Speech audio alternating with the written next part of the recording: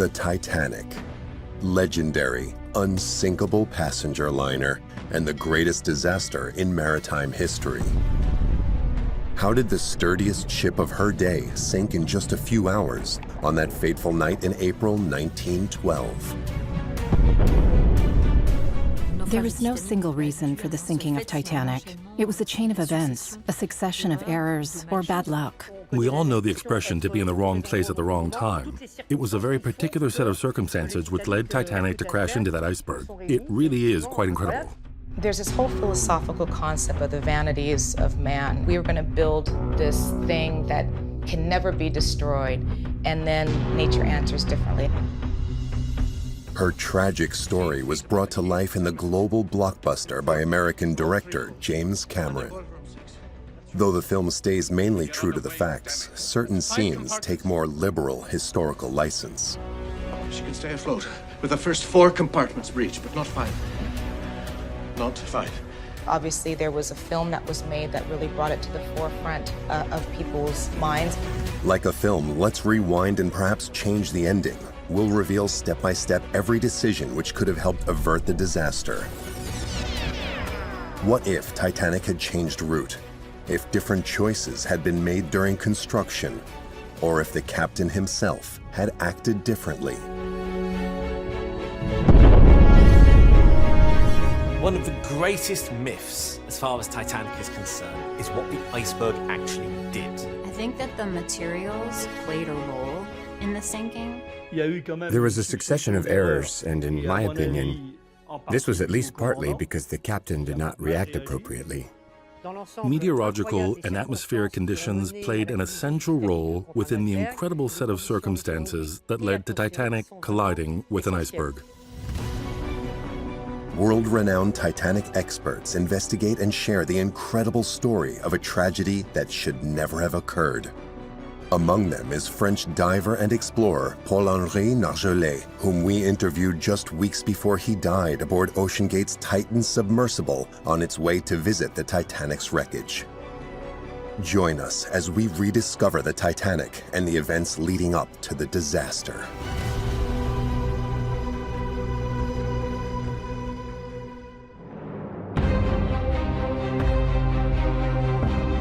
April 14th, 1912. Titanic has a date with history. It's 48 hours until the start of her maiden voyage to New York. The world's eyes are fixed on this ocean giant, a showcase for Irish engineering and the pride of those who designed her. Absolutely, Titanic at the time was very impressive. It was the largest ship of its kind. The vessel Titanic was a culmination of the best technology in shipbuilding for its time.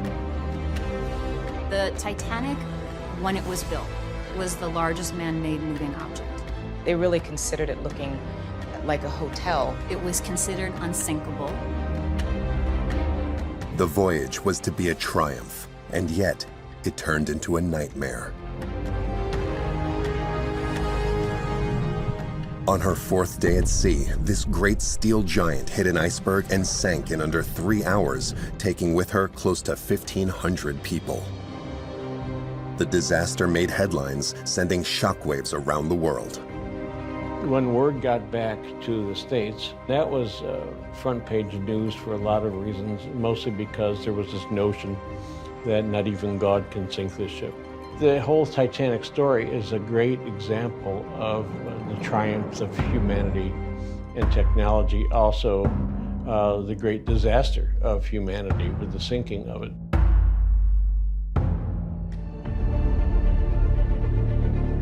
How did the greatest ship in the world end up meeting such a dramatic end? 2 separate inquiries were immediately launched to shed light on the reasons for the disaster, except that all they had to go on were witness statements from survivors. Even though there were witnesses that said that they saw the ship break in half, people still, for some reason, thought that the ship sank intact. There's still mysteries, there's still contradictions, and there are little bits of information which don't quite fit. The survivors' witness statements were far from conclusive. Many questions remained unanswered. Could the catastrophe have been avoided? Could Titanic have stayed afloat? And could every single passenger have been saved? There was only one way to find out. As in any criminal case, investigators were missing the material proof that would allow them to corroborate or not the survivors' statements. Only the wreck of Titanic could help them understand what really happened on that fatal night. But in 1912, it was inaccessible.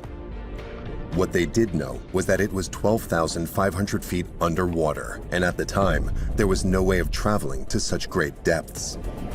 I've heard it told from the oceanographers that we work with that it is as complicated as sending a man or woman to the moon, just because of the pressure that's at the wreck site. It is 100% dark, the light doesn't get down there.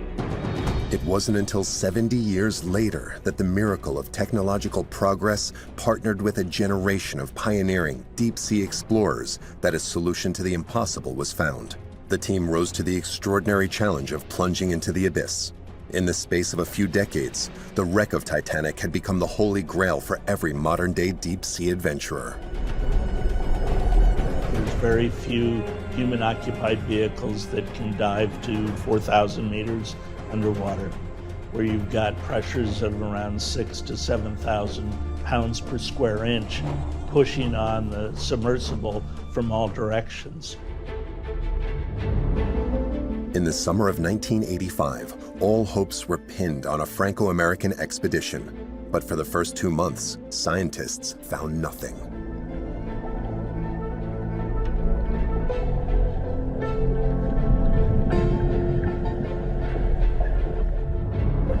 I saw some wreckage that was obviously from a vessel, and it started, that density of wreckage that we started to come into kept getting greater and greater and greater.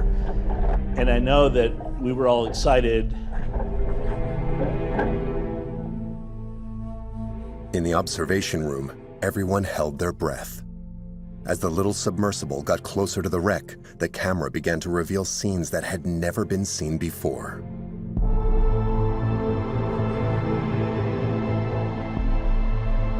It was a historic moment. At a depth of 12,500 feet, there lay the object of months of tireless searching on the ocean floor. William and his team's dream had finally come true. They had just discovered Titanic's shipwreck. The discovery of Titanic's wreck is a major stepping point as far as Titanic's history is concerned. Firstly, of course, it's a massive resurgence of interest, and it sparks this new wave of enthusiasm towards the story and finding out what happened. Anyone on the ship ever could have predicted the reaction the world had to knowing that Titanic had been found. And that's what was the amazing thing, and it still affects me today, is that to us it was one thing, but to the world it was something much, much bigger and greater.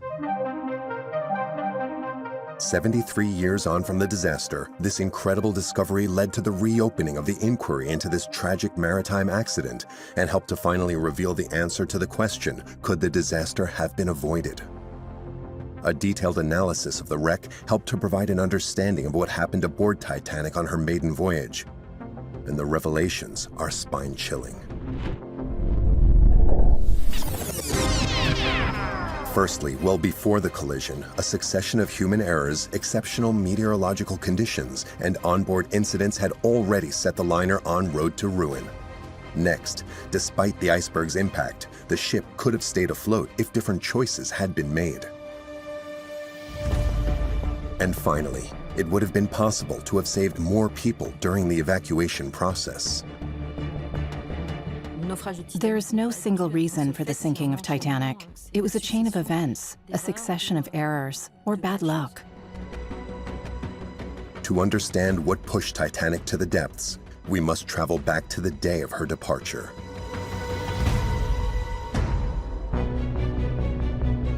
April 10th, 1912, 4 days before disaster strikes. At Southampton docks, it was a day of celebration. The biggest ship ever to be built was embarking on her maiden voyage from Europe to the United States. She was due to dock into New York 7 days later. Titanic left Southampton, took on passengers at Cherbourg and then in Queenstown. After Titanic left Ireland, she encountered good weather and calm seas.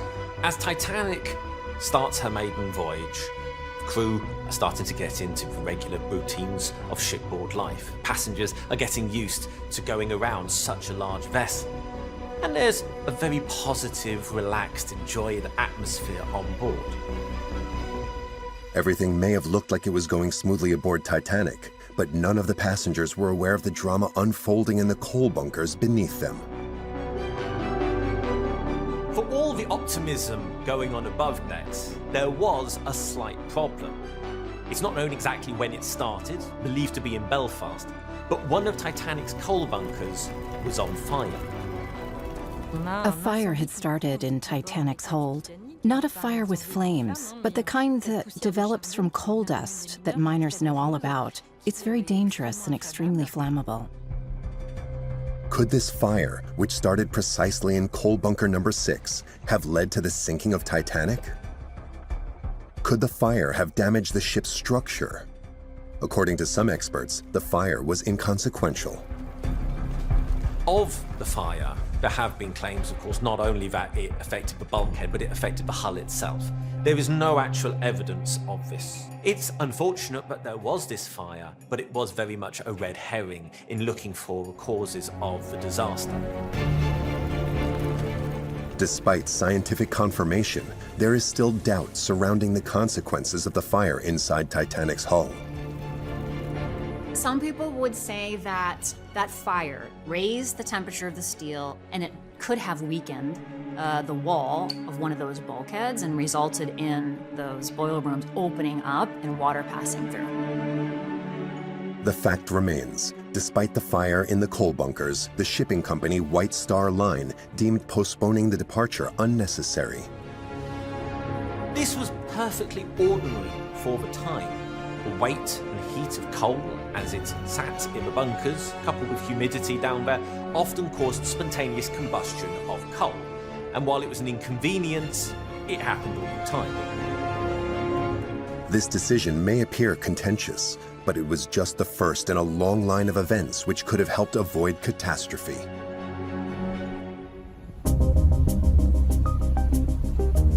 Daytime, April 14th, 1912, 12 hours before disaster strikes. Up until this point, the journey had gone smoothly. The ship was even expected to arrive in New York a day early. It was a successful voyage. Each day her speed was being gradually increased. Passengers commented on the comfort of the ship and the relative lack of vibration. As the voyage went on, people were having a good time. But this was without taking into account the most formidable threat any ship faced in the North Atlantic Ocean: icebergs. As the Arctic winter subsides in January, February, things start to warm up. You have Greenland on one side and Baffin Island on the other, both of which are home to glaciers. These glaciers start to break apart, fall into the sea, and float southwards, forming icebergs. It's a normal, regular process which happens frequently, regularly. It's the return of spring in the Arctic. As they float south in the freezing waters, these giant blocks of ice inevitably fall into the path of transatlantic ships. Titanic was going to have to travel through this zone at the worst time of the year, a few weeks before or after, and the catastrophe would have never occurred. The week-long delays accumulated during the construction period and the inevitable presence of icebergs at the time of year sealed her fate forever. When you look at maps of iceberg locations, there's absolutely nothing unusual about finding them off the coast of Newfoundland in April. How could Titanic have hit an iceberg? At the time, the only way of locating them was with the human eye. The North Atlantic Ocean was a giant motorway regularly navigated by hundreds of ships. 10 years previously, ships had begun to be fitted with a new technology which had revolutionized the shipping industry. It allowed them to communicate important information to one another, such as the presence of these giant ice flotillas. This new technology was radio telegraphy. The radio had been introduced. This enabled ships to communicate when they're at sea, and over several years it became standard equipment on all of the major North Atlantic liners. People were starting to use it to send warnings and that sort of thing. This was one of the things which had really reduced the number of iceberg collisions in previous years and was a major advance. In 1912, Titanic was equipped with the very latest in radio technology. It had a range of 400 miles, making it the most powerful in the world. And on April 14, 1912, between 9 a.m. and 11 p.m., radio operators had received several dozen alerts. As Titanic steams on, radio messages of ice warnings start to come in, ultimately from 14 different ships. These messages included information about the ice that was ahead. Titanic's captain and officers were well aware that they were heading into an ice zone. At this point, Titanic's fate was not yet sealed. But unfortunately, one man's decisions were about to change that. Titanic's captain was Commander Edward John Smith. Age 62, he was the world's most seasoned seaman. Is Captain Edward John Smith, a man with 49 years' experience at sea. He'd risen through the ranks and was one of the highest paid mariners in the world. Before Titanic, he'd captained 16 ships owned by White Star Line. This was someone with a reputation for keeping his cool, for his temperance, who was very well liked by passengers and crew alike. It was his final voyage, because upon arrival in New York, he was due to start his retirement, so he wasn't even coming back. When this experienced captain received the ice warnings, he naturally changed the ship's trajectory. He rerouted slightly southwards, which would extend the journey a little. But was that decision enough? Crossing that zone was like moving through a minefield. As the sun began to set on April 14, 1912, other ships located in the same area as Titanic decided to halt and wait for daylight, aware of the danger these icebergs represented. Californian was the closest ship as the crow flies, and in terms of miles, roughly 20 miles from Titanic, and she had turned her engines off on the far side of the ice field.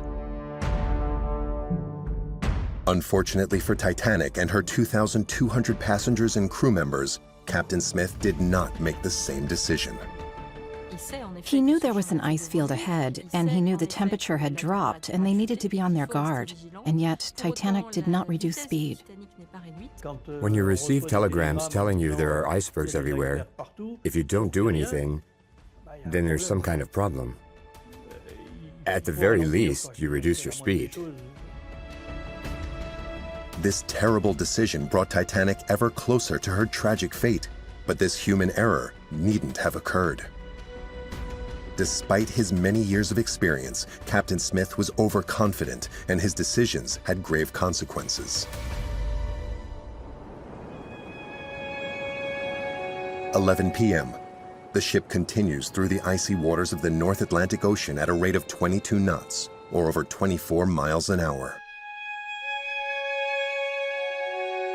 Captain Smith did not know it yet, but what would soon have been the crowning moment of his career was about to become the greatest fiasco in maritime history, sending him and 1,500 passengers to their deaths. Despite this human error, at that moment the catastrophe could still have been avoided. That is, until a new factor became a part of the equation. Much harder to predict, it would lead Titanic straight towards the iceberg. We all know the expression to be in the wrong place at the wrong time. It was a very particular set of circumstances which led Titanic to crash into the iceberg. 11:30 p.m., 10 minutes before impact. As was his custom, Captain Smith went to bed, leaving his second-in-command in charge of the bridge.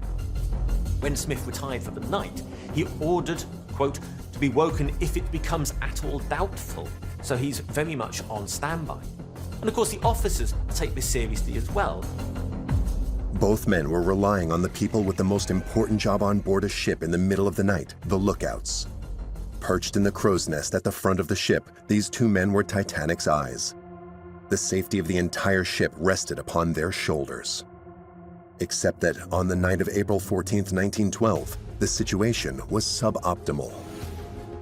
The ship was at the center of a vast anticyclone. The weather was therefore extremely calm.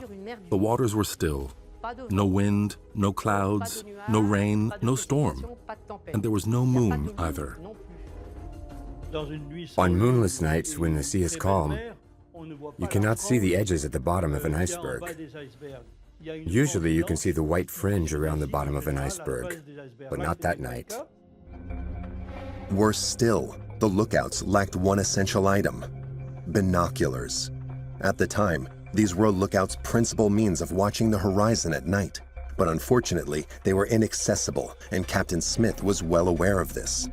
A few days earlier, he had made a decision that turned out to have very serious consequences. As preparations develop for Titanic's maiden voyage, Smith orders a reshuffle of officers. A few hours before their departure from Southampton, one of Titanic's officers, a certain David Blair, was dismissed by the captain. This surprising decision had one major consequence, which was that unwittingly, David Blair did not leave empty-handed. Now, as Blair departs Titanic, unfortunately, he unwittingly takes with him a small key. It's to a locker for the crow's nest, and it's believed that this locker contained the lookout's binoculars. Could these binoculars have helped to avoid the collision? During the inquiry carried out directly after the disaster, Frederick Fleet, one of Titanic's lookouts, was asked this very question. Frederick Fleet at the inquiry went so far as to say, if I had had binoculars, I might have seen the iceberg. Was that true? It's hard to know for sure, but if it was, it would be awful to think such a tiny oversight could result in such a grand-scale disaster.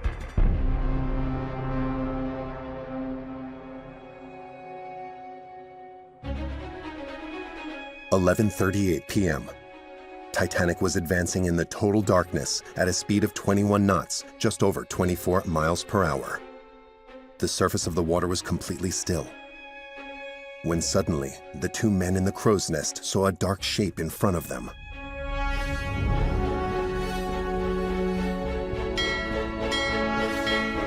They ring the ship's bell 3 times, and they pick up the phone to the bridge. 6th officer answers. What did you see? Iceberg right ahead. Thank you. When the lookouts see the iceberg, it's 500 meters away. Titanic was 250 meters long, so if we count in Titanics, the iceberg was 2 Titanics away from Titanic. 500 meters was the fateful distance that separated the ship from the worst obstacle she could have encountered on her journey. 11:39 p.m. William Murdoch, the ship's second-in-command, had no choice but to rise to the challenge looming ahead of him. He had to make a crucial decision in order to avoid hitting the iceberg head-on. There was no time to reflect. He had to act fast. According to James Cameron's film, he ordered the ship to be put into reverse.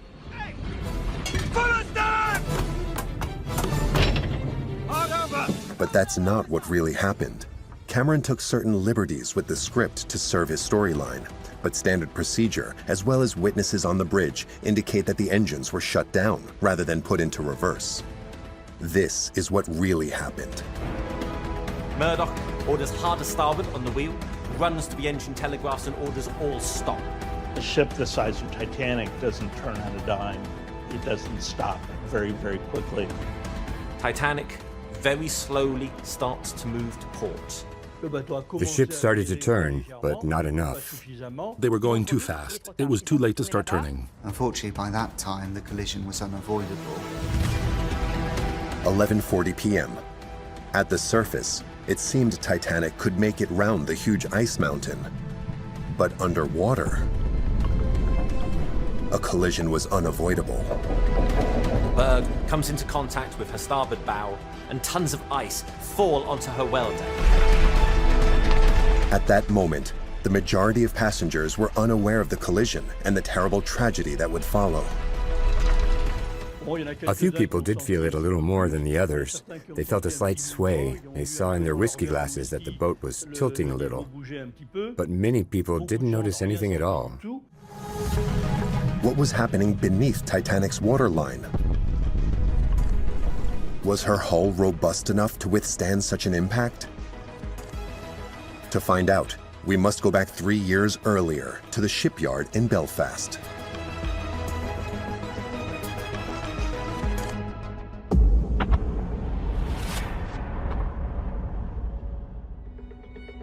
It was here, in Harland & Wolff's world-renowned shipyard, that Titanic was built.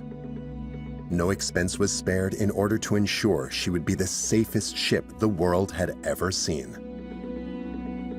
The priority really was passenger safety. The ship's keel was laid, and the shipbuilders then proceeded to construct the double bottom. And this was an enormously strong structure. In fact, the double bottom was so deep that a man could walk the double bottom without having to stoop. This double bottom was unique. It provided her with an extra shield to protect against every ship's biggest threat, flooding. Were there to be a collision at the bottom of the hull, this revolutionary system would stop water flooding the interior of the rest of the boat. And Titanic's designers had even gone one step further in the name of safety. From there, 366-foot tall frames are added, creating the main skeleton of the ship. This metallic juggernaut skeleton was then covered in the most solid and the most robust material available.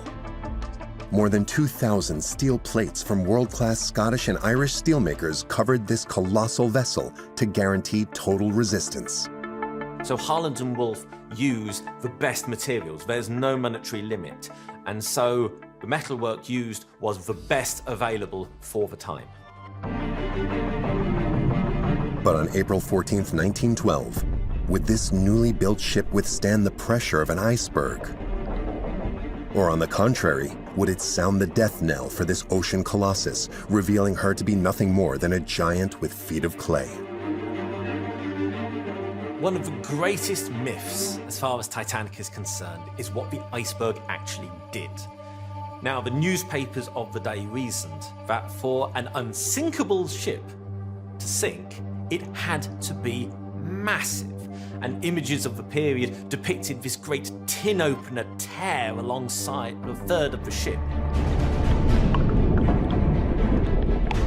If you believe the film script, then at the point of collision, the iceberg slashed like a dagger through the steel plates covering Titanic's hull.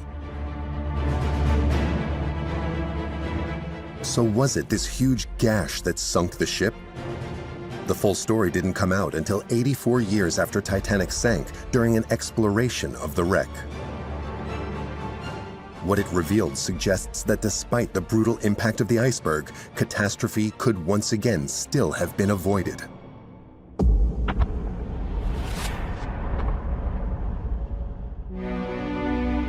July 1996, the site of Titanic's demise. A headlining scientific expedition to explore the ship's ruins is in preparation. The aim is to inspect the wreck at the point of impact with the iceberg. The idea was to find an answer to the crucial question that still kept this legendary ship shrouded in mystery. What was the damage caused by the iceberg's impact? Once the Titanic was discovered and once we started doing expeditions, we started understanding more and more about how the impossible did in fact happen. But it was a devilishly complex task. When Titanic hit the bottom of the ocean at a speed of 38 miles per hour, her prow became buried deep in the seabed under a 10-meter deep layer of sediment. When the prow hit the bottom, it was buried in the sediment, like the tip of an arrow. It pushed and pushed and pushed until there was enough resistance for the whole thing to come to a halt. So the prow got buried, and this mountain of sediment rose up in front of it. So the idea was to use a drilling sonar probe, which would let us see past the sediment to what was behind it. But to use this probe, they needed to go down to the shipwreck at a depth of 12,500 feet. At the time, there were only 3 submarines in the world capable of doing that, one of which was built in France, the Nautile. This little submersible, designed by the French Research Institute for Exploration of the Sea, has some unusual capabilities. Frenchman Paul-Henri Nargeolet, one of the Titanic shipwreck's most renowned experts, led the team aboard the Nautile. The Nautile is a submarine designed for scientific exploration, which consists of a titanium sphere with a 2-meter interior diameter, which is actually quite big for this sort of submarine. And on the sphere are 3 portholes in triangular formation, 2 looking down and 1 looking up. There are lots of cameras to record everything, and searchlights, of course, because you're in complete darkness, so you absolutely need searchlights. So for years, we could only speculate about the damage on the hull.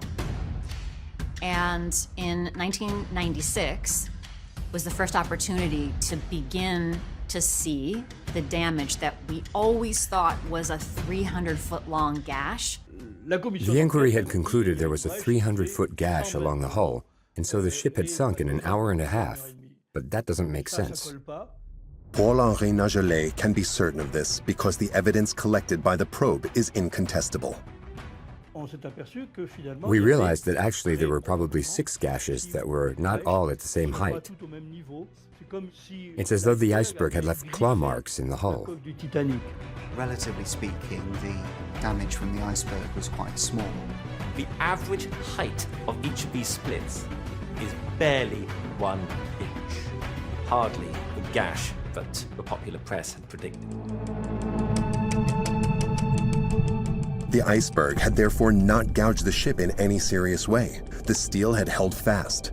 Put the 6 splits together and they'd create a hole the size of a front door, negligible for a ship on the scale of Titanic. It wasn't a big gash, it wasn't a huge hole in the side of the ship. It was a very narrow opening that went on for a long distance. And that opening was caused by the plates buckling. Put simply, the steel plates covering the hull of Titanic buckled under the iceberg's impact. But the splits were located at the most fragile points of construction, the joints between the plates. The quality of the steel was therefore no longer in doubt. The focus was now on the rivets at the joints. We could see evidence of empty rivet holes that suggested it was a seam that opened and not the fracture of a plate that we had originally thought years prior. This analysis confirmed it was the rivets that broke under the force of the impact. And this begs new questions. Were they strong enough? Were they built to withstand such an impact? And above all, had they been properly screwed in? To find out, we need to return again to 1909 and to Harland & Wolff's shipyard in Belfast.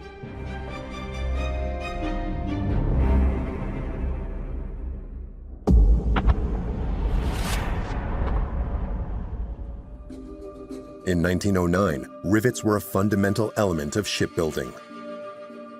They may be small, but they played a major role in ensuring a ship was watertight. Building Titanic required a colossal 3 million rivets. At the time, in shipbuilding, in bridges and other structures, riveting was the way that you held those plates together. Fitting them was a huge challenge.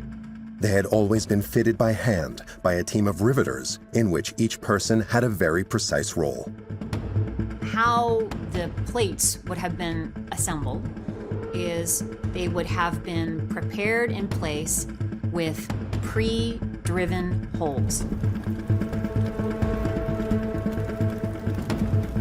Then and you'd have a hot rivet that would be thrown up on the structure, straight off a fire, pass through the hole, and you'd have two men who would hammer alternately to form the second head. And then as it would cool, it would shrink and hold the plates together. These shipbuilding experts only had a few seconds to fix each rivet in place to ensure each one was fully watertight. One wrong move and the ship would no longer be safe from flooding. To ensure efficient progress, Titanic's shipyard was using a new invention, the height of modern technology, a hydraulic riveter. The difference was that they were beginning to use machines to rivet more consistently and more quickly. It was like 12 times quicker to use a machine than do it by hand. The U-shaped machine was at the cutting edge of technology and provided users with a double advantage. Not only did it considerably speed up the pace of construction, it also used rivets made of a material that was less fragile than the usual wrought iron: steel. This is using steel rivets rather than wrought iron. They are slightly stronger, they can be fitted more quickly. This is something which speeds up construction and gives a stronger, more stout frame to the vessel. But this revolutionary tool also had its limits. Firstly, it was difficult to find enough laborers qualified to use the new hydraulic riveters. Secondly, these enormous machines were hard to maneuver, especially in the more cramped parts of the shipyard. In the bow and the stern, in the ends of the ship, it's very tight and it's difficult to move these very large machines through the gantry. To facilitate the riveting and to keep up the pace of construction, White Star Line made a decision, the consequence of which they did not foresee. It was a decision which indicates once again that the catastrophe could have been avoided. They decided to use two different types of rivet. The center of the ship, the most fragile section subject to the greatest amount of stress during a voyage, was built using these robust steel rivets and a hydraulic riveter. But the steel sheets at the prow and the stern were treated differently. The bow and the stern were the areas that were riveted with iron, partly because it's tight spaces, you need someone to do this by hand, and the riveters liked working with iron. It was faster, it was less expensive. This choice inevitably begs the question, would the rivets at the prow of Titanic have withstood the iceberg's impact if they had been made from steel instead of wrought iron? To find the answer, further exploration of the wreckage was required in a mission that was only made possible 86 years after the sinking of Titanic.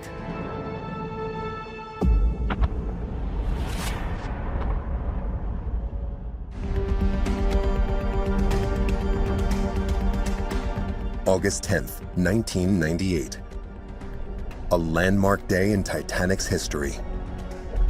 Paul-Henri Nargeolet and his team were about to breach limits of technology in order to assess the ship's structure.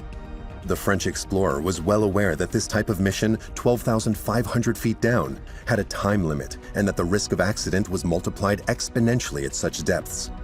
He had been tasked with one of the biggest challenges in the history of deep-sea exploration: to collect and return to the surface a fragment of the hull of the most famous shipwreck in the world.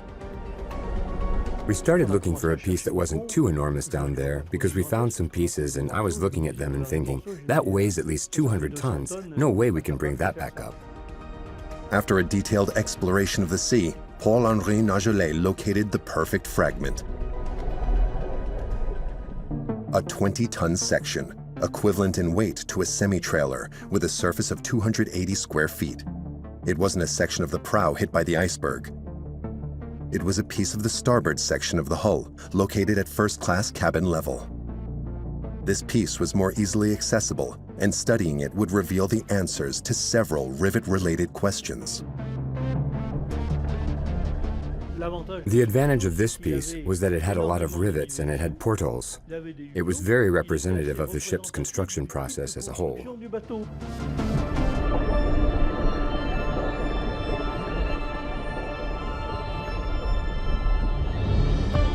It was the first time in the history of humanity that such a feat had been carried out.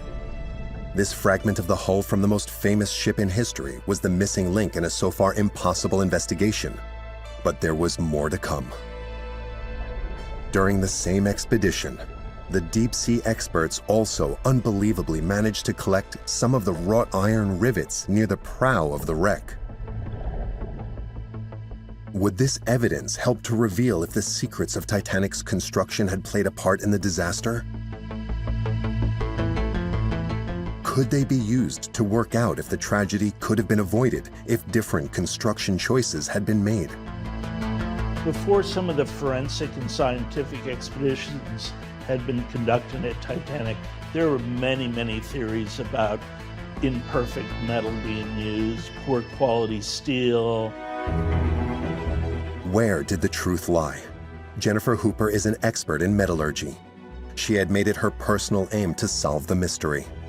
Finally, she could measure the quality of these little joints. What she discovered was beyond anything she could have imagined. In the end, any ship may have sank as a result of that collision. What we want to do is really and truly understand, given what was considered state of the art, what role did it play?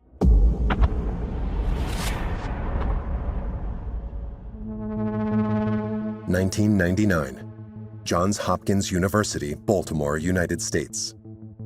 Jennifer Hooper's thesis focused on Titanic's rivets, particularly those made of wrought iron at the prow, where the collision occurred. She wanted to know their precise level of resistance. We used microscopes to look at the surface and look at the composition. We also did mechanical testing to try to understand how strong and tough those rivets and the rivet material was. We also did computer modeling to simulate collisions that would force those rivets to break, so we could analyze all those different things. This detailed inspection revealed the presence of slag. This solid residue, which looks like tiny stones, is a result of the fusion of metallic minerals. Its presence is completely normal. What was less normal was its level of concentration. When you compare the iron in the Titanic to other material like that, you see very large pieces of slag. That indicates that it was not sufficiently worked. According to the American researcher, the acceptable quantity of slag in a wrought iron rivet at the time was a maximum 3% of the composition of the piece. But when she examined some of the rivets used to fix the steel sheets to the ship's prow, she noticed abnormally high levels of slag. Some rivets were composed of up to 40% slag. We were seeing very large particles, and the reason that's important is because under high stress or strain, those particles can cause weakness. So it's not really a question of whether it would have sank, it was really just how fast.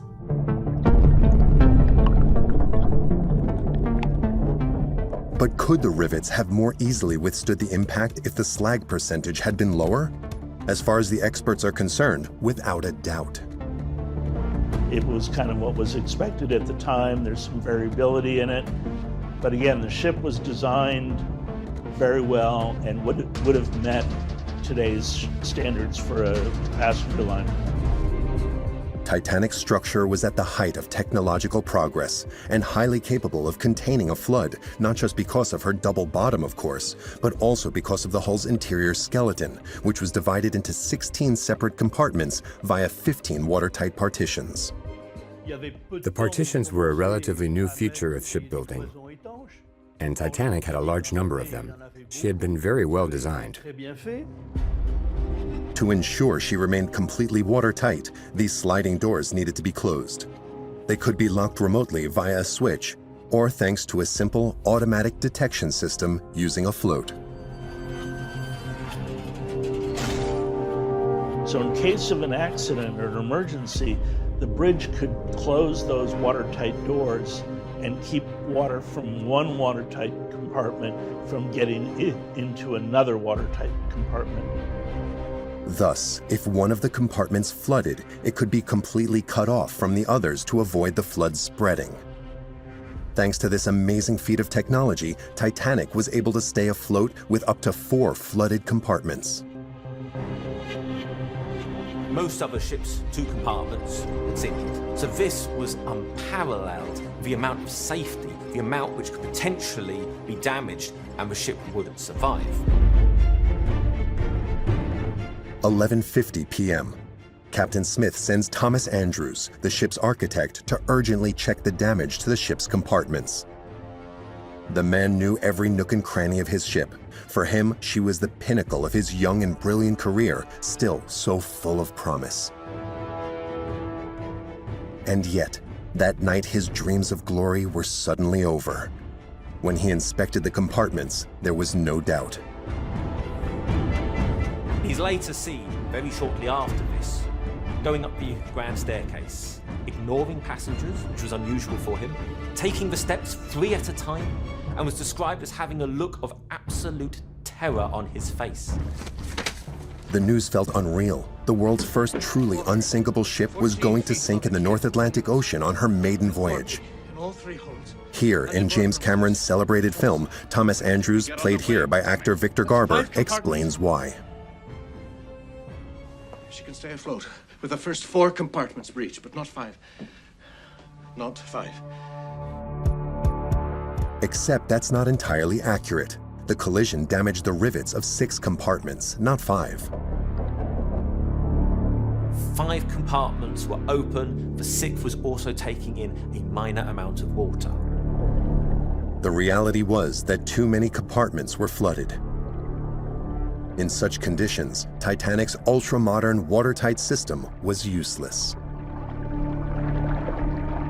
Think of it like a whole bunch of cups, and that when one fills up, it starts going, the water keeps coming in that one, but it goes and starts filling into the next cup. Despite the design of the watertight compartment, Titanic simply experienced flooding that she was not designed to handle. There was no way of counteracting that amount of water, and the sheer weight would ultimately take her to the bottom. 12:05 p.m., 25 minutes since Titanic hit the iceberg. Catastrophe was now unavoidable. An unsinkable ship was going to sink. However, it was still possible to save the lives of the 2,200 passengers and crew members. Californian, a ship which halted her crossing due to the large number of icebergs reported on her route, was close to the troubled passenger liner. Californian was the closest ship as the crow flies, and in actual miles, less than 20 miles away from Titanic. And she had turned off her engines on the far side of the ice field. The evidence is that Californian was in visual distance of the sinking Titanic. But luck was not on Titanic's side. At that moment, her many Mayday messages sent out by radio had gone unanswered. So what was going on aboard Californian? Californian had turned off her radio at 11:23 p.m. It wasn't compulsory to keep a radio operator on call. Titanic hit the iceberg at 11:40 p.m. If it had been just 10 minutes earlier, Californian may well have heard Titanic's distress signal. If Californian's radio operator had stayed on duty, there's every chance that he would have heard Titanic's distress messages. 10 minutes earlier, and Californian's radio operator could have transmitted the distress signal. Without realizing it, he had condemned a large number of Titanic's passengers to certain death. 12:55 p.m. Titanic has been taking on water for an hour and 15 minutes. By this stage, everyone on board the ship was aware she was going to sink and that the lifeboats were the only way to survive. As time went on, the passengers became more panicked. Crew members managed the stress in various ways. Some made use of their firearm to reestablish order. 4:10 a.m. The people in the water had frozen to death. The survivors in the lifeboats were attempting to stay warm. Then suddenly, a ship appeared, Carpathia. Carpathia arrived about 2 hours after Titanic had disappeared. So it was an anxious wait for people in the lifeboats. They were anxiously waiting for help to arrive. Though she was further away than Californian, she had received Titanic's distress signals and had redoubled her efforts despite the presence of icebergs to come to her rescue as quickly as possible. The priority was to bring in all the lifeboats and get everyone on board to warm them up, since they had spent several hours in the lifeboats on a freezing night. Of Titanic's 2,200 passengers and crew members, only 1,178 of them could have been saved on the lifeboats. But the actual loss of human life was much higher. 1,500 people died in the freezing waters of the Atlantic, including Captain Smith and architect Thomas Andrews. With only 711 survivors, this shipwreck is the most terrible in maritime history, giving the story of Titanic legendary status.